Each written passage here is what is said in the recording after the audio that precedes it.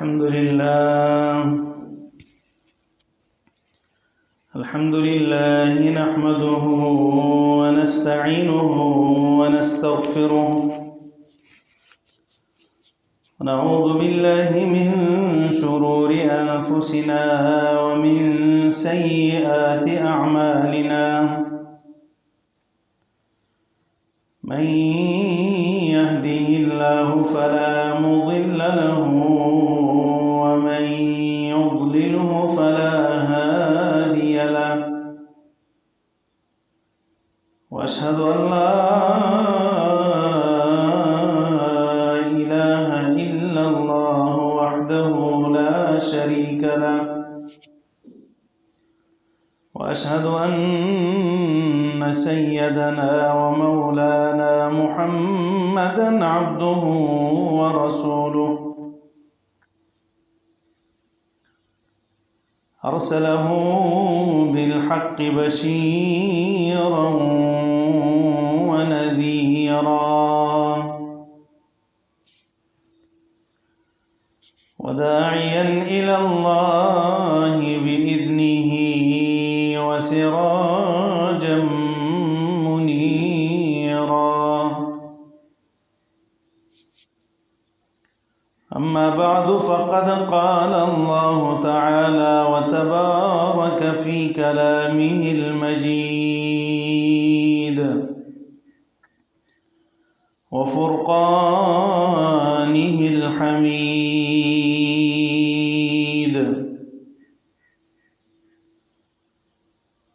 لا أقسم بيوم القيامة ولا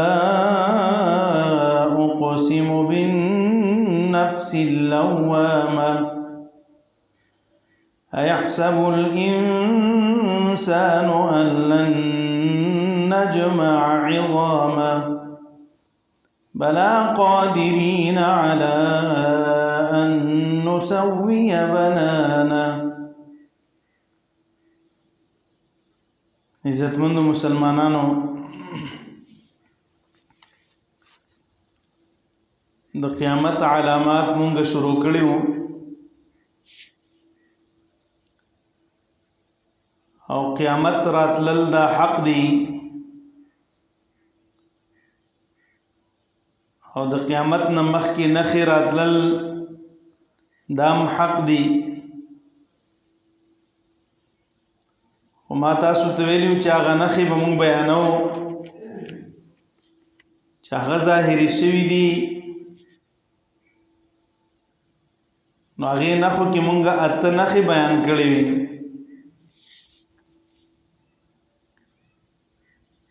نهمه نښه د قیامت د علاماتو نه هغه د مصر ځمکه فتح کول دي چې رسول الله صلی الله علیه وسلم به فرمایل تاسو به د مصر ځمکه فتح کړئ او دا به د قیامت نه مخکې. ابو ذر غفاری رضی الله تعالی عنه روایت ده، هغه وی رسول الله صلی الله علیه وسلم فرمایلی دي انکم ستفتحون مصر فاذا فتحتموها فاحسنوا الى اهلها فإن لهم ذمة ورحمة.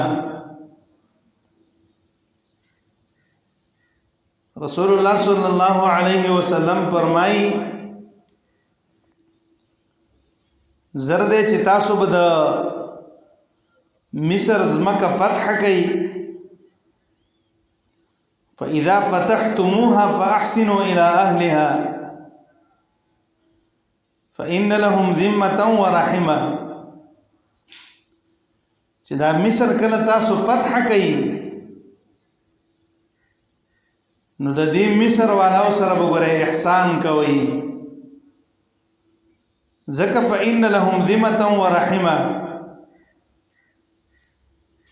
پاغي کی زما رشتہ داری دا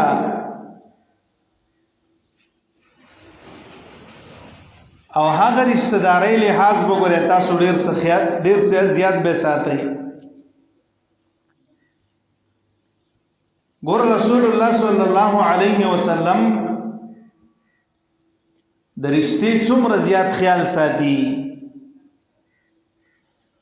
رسول الله صلی الله علیه وسلم په مکه مکرمه او مدینه منوره کې اوسېږي او مصر ډیر زیات لري دی، خو التم د خپل رشتې خیال ساتي. ماریه قبطیه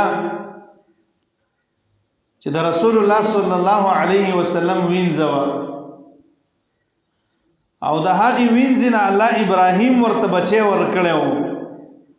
رسول الله صلی الله علیه وسلم وی خیال بیا ساتي ځکه زما رشتہ داری پکې ده. او بل بعضی مفسرین دا حدیث وی چې د ابراهیم علیه السلام د رشتې خیال ساتلې.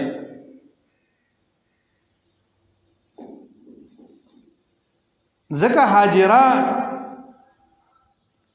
چې د ابراهیم علیه السلام بیبیو نو دام د مصر وا. ذکر رسول الله صلی الله علیه وسلم فرمایي چې تاسو کله مصر فتح کړئ نو د مصر د خلکو وګورئ خیال ساتئ زما په کې رشتہ ده. بل روایت امام طبرانی رحمه الله راوړی دی د کعب رضی الله عنه پر روایت باندې چې اذا فتحوا مصر فاستوصوا بالقبط خيرا فاستوصوا بالقبط خيرا. تاسو چې کله مصر فتح کړئ نو د قبطیانو سره ګوره د خیر معامله کوئ. يكون لكم اعوانا في سبيل الله. چې تاسو مصر فتح کړئ نو دا قبطیان د مصر د خلق بس تاسو مددګارانی د الله په لار کې. ګوره خیال کوي، خیال ډیر ساتي. نو د رشتې رسول الله صلی الله علیه وسلم په دې کې خیال ساتلې. زما عزت مندو نه هم نخا د نخو د قیامت نه هغه د مصر فتح ده او دام شوی ده 20 هجری کې د عمرو ابن العاص رضی الله تعالی عنہ پلاس باندې الله مصر فتح کړو د عمر بن الخطاب رضی الله عنه دور خلافت 20 هجری. عمر بن الخطاب رضی الله عنه په دور کې ډېر ځمکې فتح شوي او ډېر جلیل القدر صحابي دی. نو دا ځمکه د مصر چې واده قیامت د علامات مبارک چې رسول الله فرمایلی و چې ځمکه د مصر په فتح شي نو په 20 هجری کې د عمر بن الخطاب رضی الله عنه په دور خلافت کې دا فتح شوی ده. لسمه نخه د قیامت دراتلو نه مخکې هغه دا چې فتنې بډېرې شي. لسمه نخه د قیامت دراتلو نه دا چې فتنې بډېرې شي. او په دې باندې دلیل حدیث د ابو هريره رضی الله تعالی عنہ پر روایت باندې هغه فرمایي چې د الله پیغمبر صلی الله علیه وسلم فرمایلی دي لا تقوم الساعه حتى تقتتل فئتان عظيمتان. قیامت په تر هغه پورې نه قائميږي تر څو پورې چې دوه غټې ډلې په خپلو کې جنگ ونه کړي. تكون بينهما مقتله عظيمه. دا غي په منځ کې ډېره غټه جګړه وي. وحتى يبعث الدجالون كذابون قريب من 30. تر دې چې را پابسول شي داسې دروغجن خلق 10 کسان چې د پیغمبري دعوه وکړي. كلهم يزعم انه رسول الله. هر یو بد دې خبرې ګمان کوي چې موږ زګنې د الله پیغمبري ما. داسې خلق برازي. وحتى يقبض العلم علم بقبض کلیشي، علم بختم شي. ويلقى الشح بخل بزياد شي. وتكسر الزلازل زلزلې بدر باندې راځي پتاسو. او يتقارب الزمان دا زمانه بنزدې شي. دا سیلند ورځي او دا سیلند وختونه نه برازي چې سړی په خپل ژوند سوچ کې بس ډیر شو 40 کال به تیر شوی. زمانه به لنډ کړي. او بل روایت کې راځي چې کال به میاشتې لراشي، میاشت به هفتې لراشي، هفته به ورځې لراشي، ورځ به غنټې لراشي. داسې به دا وخت را لنډ شي.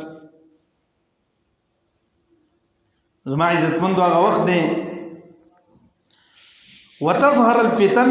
نو زما مطلب د حدیث نه دی وګد نه داو چې رسول الله صلی الله علیه وسلم فرمایي فتنی به راخکاره شي.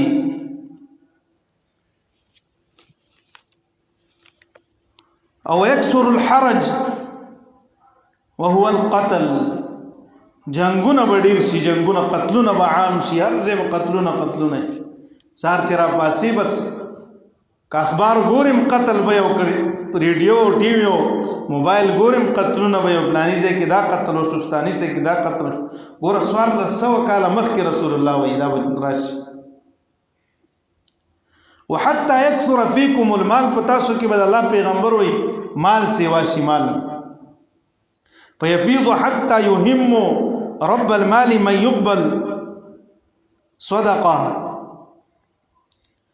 تر دمر به د مال را ډیر شي چې یو سړی د مال مالک په دې خبرې کوشش کوي چې دا صدقه را نسوک قبض کرانه والی، خو څوک ورته نه ملاويږي چې صدقه تی والی.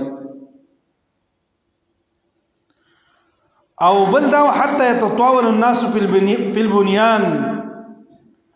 خلق په آبادو کې د یو بل نه مخکیواله شروع. داسې زمانہ براشي. دا به قیامت ته نږدې راځي. او داسې وقت براشتي حتى يمر الرجل بقبر الرجل فيقول يا ليتني مكانه. یو سړی به د بل په قبر دومره به ډېر تنګ شوی او پریشان وي، مصیبتونه او تکلیفونه به دومره را ډېر شي. سړی به د یو کس په قبر تیریږي او دی به ارمان کوي کاش چې د قبر والا په ځای زوی په دې قبر کې زه پروت وم، چې د فتنونو او د فسادونو نه زه په امن کې شوی وم. داسې به په خپل ژوند دا خلک تنګ شي. نو عزتمندو لسمه نښه او نشانه د قیامت هغه د فتنو ښکاره کېدل دي. فتنو باندې حدیثو مبارکو کې ډېر بحث شوی، اذان له تفصیلی موضوع ده ان شاء الله بیانو به. خلاصه نه د قیامت نه هغه فتنې ښکاره کېدل دي چې فتنې براشي. بل حدیث ده بادروا بالاعمال. الله پیغمبر وی په اعمالو کې جلدی کوي، ډېر اعمال کوي. د هغه ورځ د هغه فتنو نه مخکې قطع الليل المظلم يصبح الرجل مؤمنا ويمسي كافرا يمسي مؤمنا ويصبح كافرا. داسې فتنې به پتا سوراشي پشان د غتور شپې د تیارو.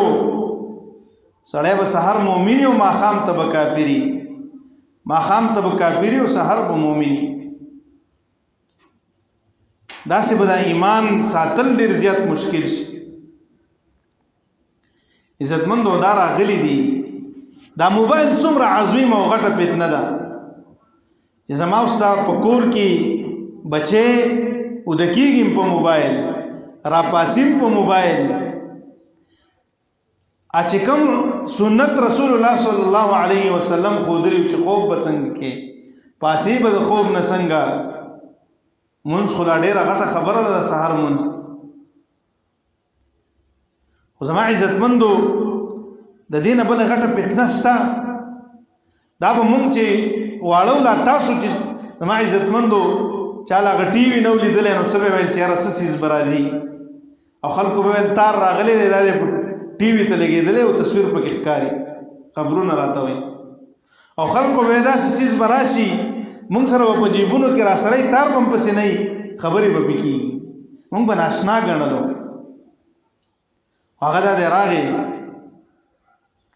نو د الله پیغمبر صلی الله علیه وسلم وی سړی به سحر له مؤمنی ماښام له به کافري ماښام له به کافري سحر له به مؤمنی یا بس بیا خام له مؤمنی سحر له به کافر بس د ایمان به هیڅ پته نه لګي اوړي راوړي به نو د دې نه مخکې په اعمالو کې ډېر زیات کوشش وکړي الله پیغمبر صلی الله علیه وسلم وی د فتنو په باره کې بل روایت د ابو هريره رضی الله عنه په روایت باندې دی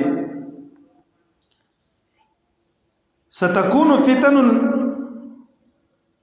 القاعد فيها خير من القائم والقائم فيها خير من الماشي والماشي خير فيها من الساعي من يستشرف لها تستشرف فمن وجد فيها ملجأ او معاذا فليعوذ به ابو هريره رضی الله عنه فرمایي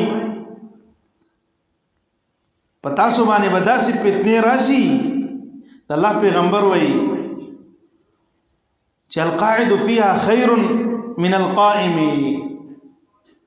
ناس تړې به د ولاړ نه غوري بس چې پاتې په فتنه کې بواقع کی داسې فتنه وي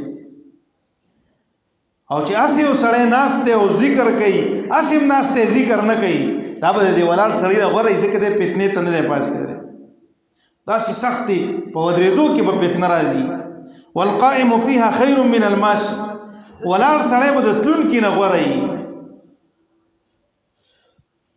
والماشي خير فيها من الساعي تلون کې سړی به د منډي وهون کې نه په دغه کې غوړی دومره فتنې براس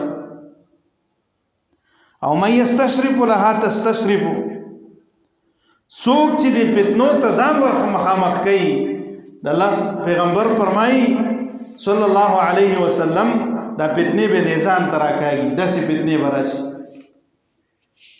فمن وجد فيها ملجأ او معاذا فليعوذ به سوق چې په دې کې څه زید پناه غوښتلی ورته میلاو شي او زید د پناه د عمومي د قضیه کې د ځان د خلاصي او د پناه د زید د ځان ورسي او که څوک دا غیره په دعا سره او اعوذ بالله سره پناه غوښتل غواړي نو په دغه اعوذ بالله سره د پناه غواړي رسول الله صلی الله علیه وسلم عادت مبارک داو چې دعا به کوله اللهم اني اعوذ بك من فتنه المحيا ومن فتنه الممات الله زستانه د هغه فتنو چې هغه په ژوندو باندې راځي هغه فتنو په نام در نه غواړم او هغه فتنې چې په مړو راځي دا غي په نام در نه غواړم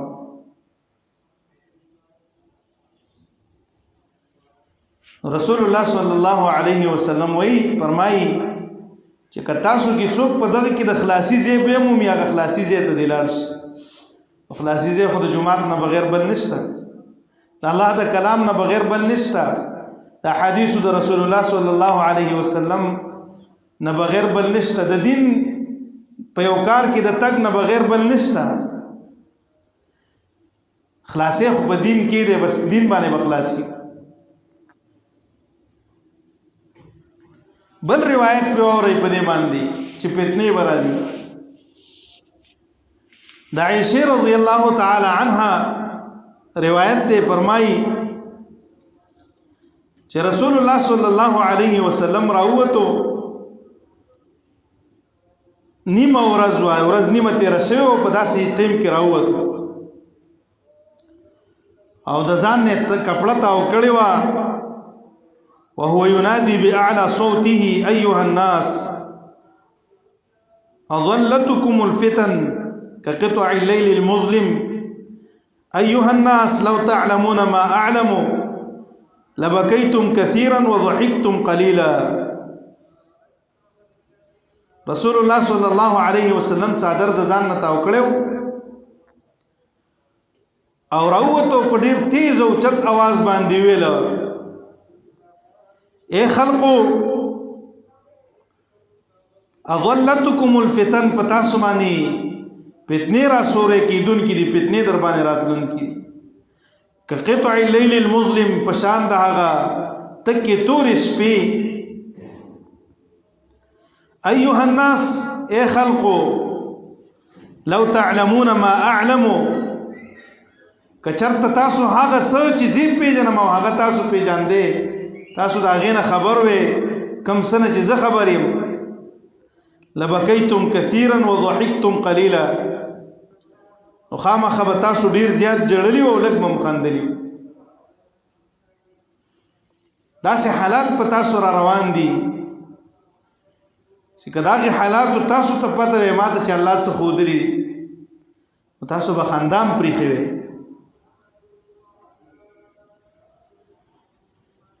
زما عزتمند دا فتنه راغلی او زموږ استاد سو مخې ته دي نو لسمه دغه نه خره بل روایت په اسامه رضی الله تعالی عنه پر روایت باندې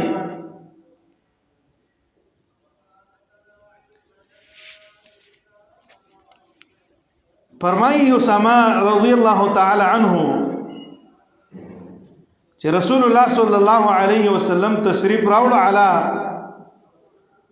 اطمن من اطام المدینه په یو ډیرې یا یو غرد ډیرکو د غرونو د مدینه منورې کې رسول الله صلی الله علیه وسلم یو ډیرې ته وختو